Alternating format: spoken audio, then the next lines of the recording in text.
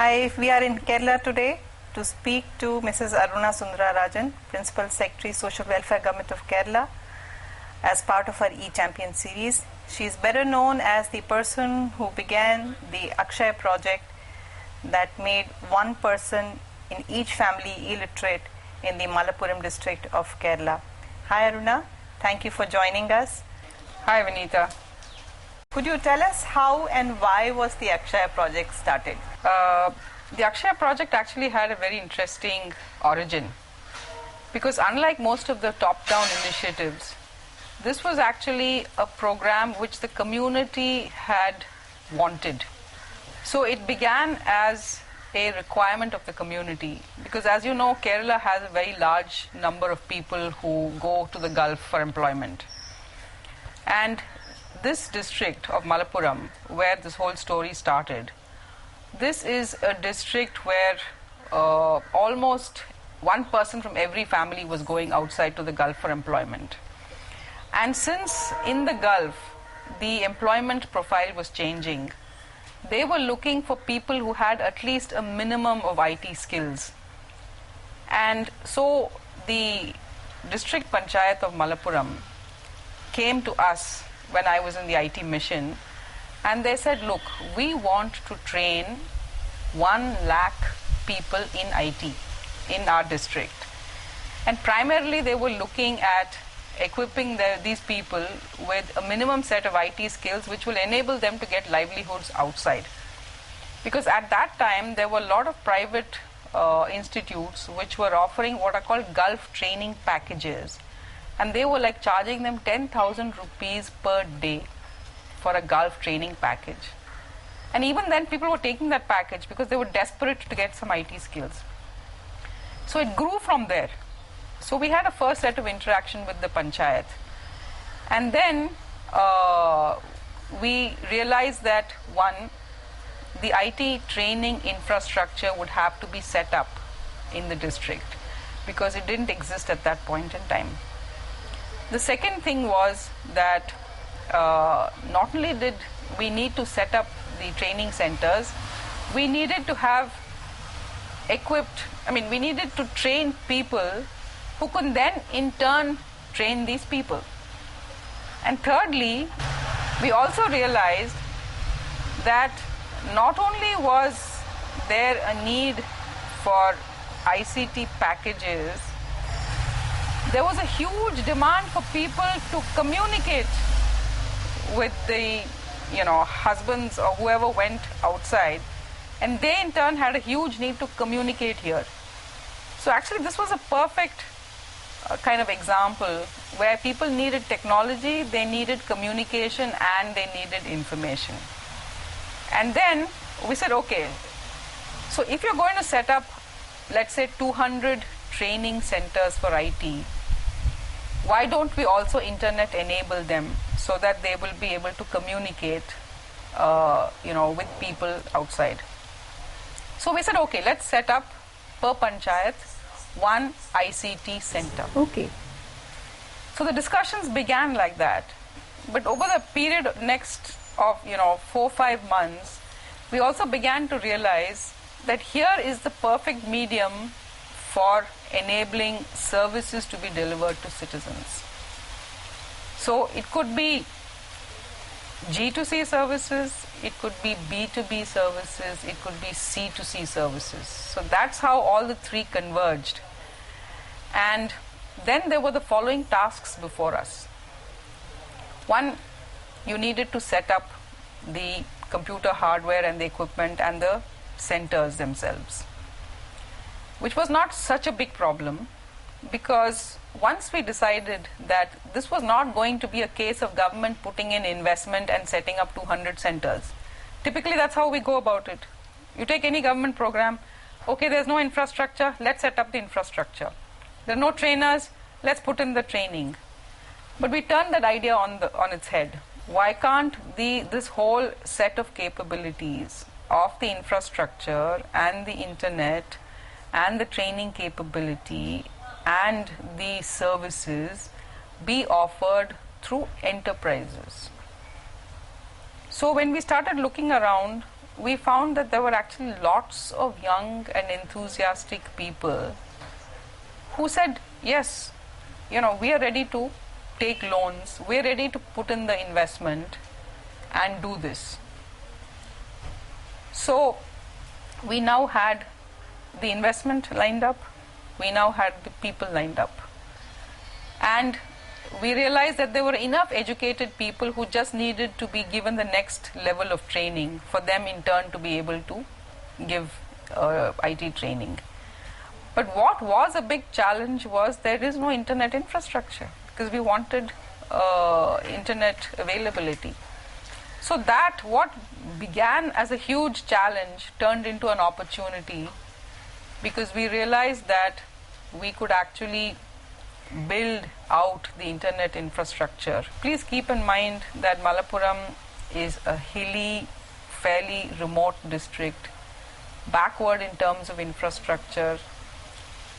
It's not, even though Kerala had pretty well developed optic fiber internet infrastructure, it was going down to most of the blocks. But this is not even blocks, right? This is the last mile. This, we want to have centers in every panchayat. So there's no rural connectivity, at least then in 2003, 2004, where we had internet going down to the villages. So then we shopped around, we selected our own service provider, and we found Tulip, which is today one of the most successful internet service providers in the country. That was their first foray, because they had developed this wireless technology on an existing free spectrum. The advantage was that since this technology was developed in the context of the mountainous regions, army, etc., this was absolutely suitable for Malappuram. And so over the next 2 years, the internet infrastructure was built out. So you had internet infrastructure, you had these ICT centers which were run on an enterprise mode. Then the next step was, so initially it started out as training. Let's say they said 1 lakh youth. We thought 1 lakh was hugely ambitious. We couldn't achieve those numbers. So we said, let's start out by training 10,000 youth in ICTs. But then when we had repeated discussions with the panchayat, it moved to an idea where they said, we want one person in every family to be trained. So it grew into a universal digital literacy campaign. So that's the root of the Akshay project. I know you were also the CEO of ILNFS and were part of the Government of India's Common Services Center scheme. Could you tell us what are the similarities between Akshay and the CSC scheme, and what were the challenges in the CSC scheme, and how do the two schemes compare to each other? The Akshay was one model. There were other early bird success models. One was the project that the Nemmadi Kendras, which Karnataka set up, and then you had the project in AP, the Rural E-Seva. So the Government of India picked up some of these and then decided to sort of develop a framework, a national framework, in which you could actually roll out common service centers across the country. So they elevated to a pan-India initiative. And I remember early discussions with Secretary DeitY, Mr. Chandrasekhar, who saw huge potential in this. In a country where individual digital access is severely restricted, how do you really open up digital interactivity, digital communication, information access, services? So he said, let's provide common access points. And, 1 lakh common service centers was the objective, which gives you a good, equitable distribution of these centers. And we've seen generally, even earlier, even prior to the Common Service Center initiative, there were common internet browsing centers which were very popular because, even deep in our villages, there are a lot of people, particularly the youth, who take to technology very fast and want the same kind of facilities but don't have access to the facilities. And so both creating internet access and creating computer access was much more viable when you looked at, say, enabling 1 lakh points rather than saying, we'll only adopt a strategy of enabling people in their homes. So that was, I think, very common to all these initiatives.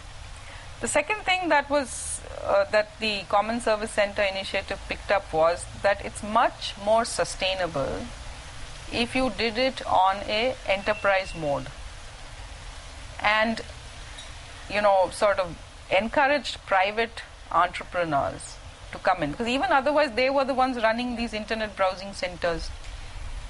Whereas what we found was that wherever government was running these centers, one, it's limited imagination. It's usually, a single purpose kind of outlet. And then rapidly, it kind of, it doesn't grow. It doesn't grow in terms of, because a community needs digital enabling of various kinds. Now, to be able to find out what opportunities they lie in a village, these are all very locality specific, context specific things. In one place, it may be that farmers want to access market information. In another place, it may be that people want to access land records. In some other place, it may be that, like the Malappuram example, people want it as a communication tool also. So, the inherent advantages of an enterprise model is that then they factor in what are the demands of the community.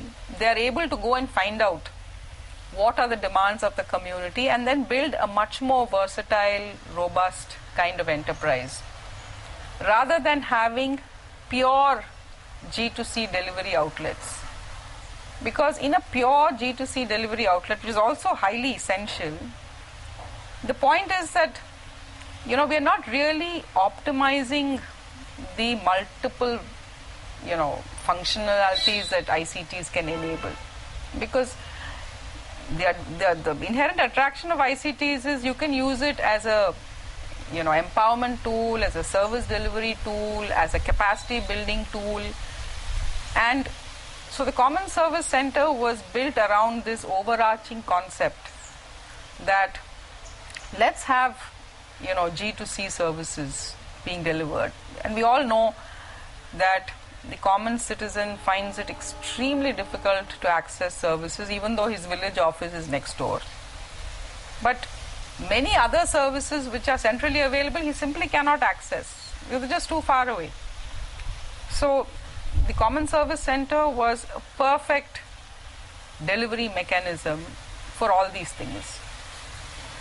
The third thing that was common to many of these initiatives and the scaled up Common Service Center was that it would enable a lot of livelihoods, and in turn the pressure that it would build up. So in fact, this is one thing that I want to mention here. Many people at that time posed this question to Mr. Chandrasekhar that, but where are the G2C services? We don't have the G2C services. So are you not putting the cart before the horse? You're creating common service centers and saying, I will deliver G2C services. There are no G2C services. Many people had not realized was that Mr. Chandrasekhar had actually thought this out through. He was several steps ahead of most of the people who asked this question. Because he said, yes, that is why when the design of the Common Service Center was developed, he told the private entrepreneurs, you know that G2C services are not available. So you make a business plan based on the potential that's available And the missing G2C component is what I will give you from the Government of India as viability gap. But thereafter, you create a demand for G2C and then you generate it back through the system, and over a period of time the system will respond to that demand, because the only way G2C is going to be accelerated in this country is through citizen demand. And I still think it's one of the best models of PPP that we have, because it brought together various tiers of government. The scheme was developed by these and promoted by the center. It was implemented by the states. The G2C framework was given by the center. The actual service delivery was supposed to be done by the states. The private sector was supposed to bring in the investment and the energy and the business model to make it run. And the service delivery was supposed to then enable various other kinds of activities in the village. Very nice. One of the key differences between Akshay and the CSC model. See, the CSC model was predicated on the assumption that internet infrastructure would be available over a period of time. Now that is where I think it took a little longer than anticipated. And so, in the initial, when we discussed, the idea was that the person who is setting up a set of CSCs would actually also bring in the service provisioning for internet. That, I think, in many places the infrastructural challenge was something that was not overcome for many years later. The second thing was, the CSC was a distinct improvement on the Akshay model, because it imagined a tiered hierarchy, because there is a collection of CSCs which were run by one entrepreneur, and the idea was that would bring in both the necessary critical mass and would also help kind of cross subsidize. There'll be more vibrant areas with greater business potential which could cross subsidize areas with lower business potential. Then these mid-sized companies, because we looked at it, we thought that if only very tiny micro units came in, they would not be able to sustain and run this on an enterprise mode. At the same time, the CSC operator could be a local entrepreneur. So there was enough flexibility for that. But at a regional level, you needed companies with proven experience and expertise, because they needed to build the infrastructure, they needed to maintain it and operate it and deliver services. So in that sense, it was certainly an institutional improvement on the original model that many of us had earlier.